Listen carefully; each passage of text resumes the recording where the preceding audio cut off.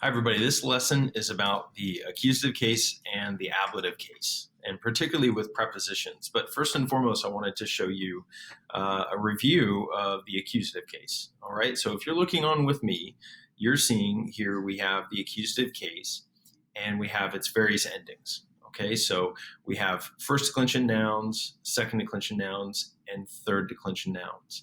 And in the accusative, the bottom line basically is that the singulars end with M and the plurals end with S, right? And the vowels are pretty much the vowel of the declension. So the first declension is the A or the alpha declension. The second declension, we see U's and O's, okay? And it's usually called the O declension, the Omicron declension. The third declension is populated by a lot of E's. So you see E and EM and EAs, or ES rather. So the accusative case, we know this, that we've known this for a while. The accusative case is the object of action verbs, right? It's the direct object of a sentence. So, we have here, Quintus is entering the house, Willam. Now, if he were entering houses, plural, that'd be Willas, okay? In the second example, we have Quintus is greeting his friends. He greets his friends, so amicos. If it were just him greeting a friend, one friend, then it would be amicum, okay?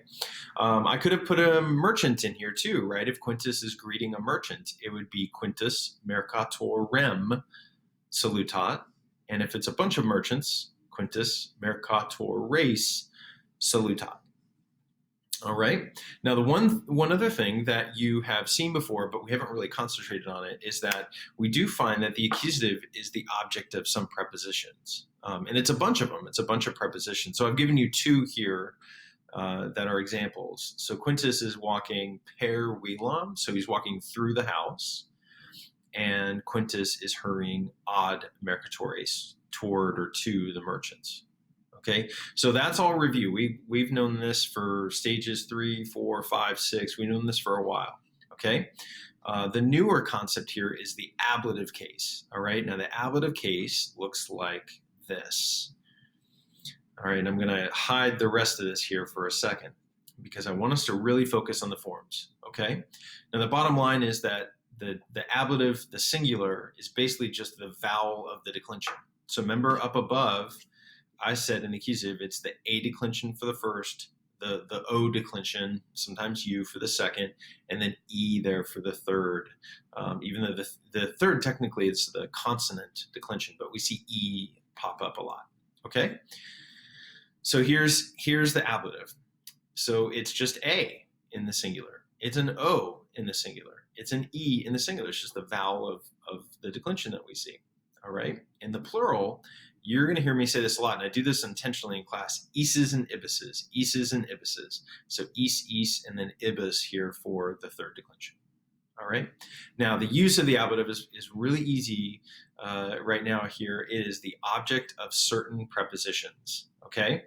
Those certain prepositions, and I actually avoided defining all of them because actually right now I'm not worried about the definitions of them. I just want you to get this concept.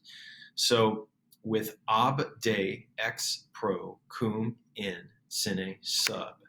With those prepositions, the object is in the ablative case, not the accusative. Every other preposition in the world, the object is the accusative case. But with ab, de, ex, pro, cum, in, sine, sub, the ending should be ablative.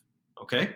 So let's look at these in some examples. So here, remember above, Quintus walked through the house, so it was per Willam. Well, here he's walking a Willa. There's your X or A. The A is shortened for X. So he's walking out of the house, and in Latin, you use that with the ablative. So a Willa, all right? If that were plural, if you were walking out of a bunch of houses, it'd be e Willis, right? There's your plural IS there, okay?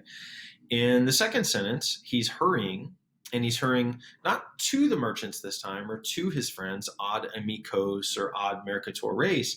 He's hurrying away from them. I don't know what they did, but he's hurrying away from them. So ab, and so mercatoribus.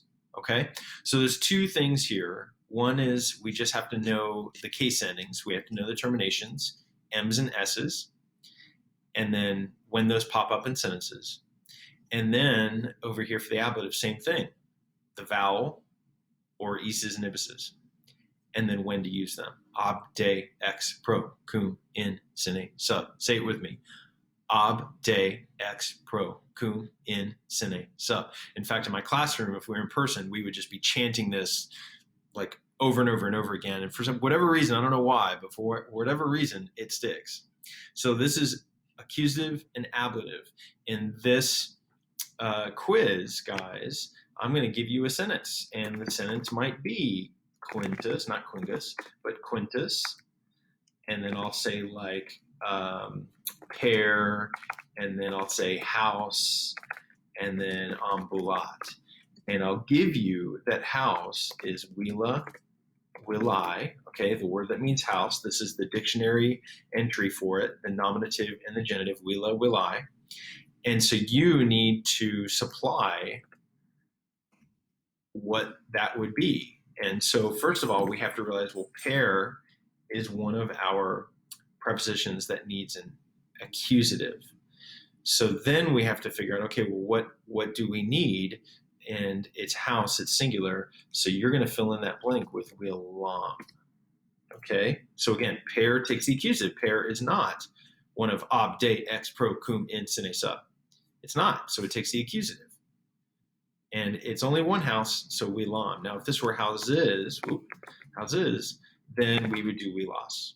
Okay, and I should say too that when you answer the question, you don't need to use any macrons or anything. Okay, you don't need to capitalize anything, you don't need to put macrons or anything, but that's how you complete this quiz. Good luck.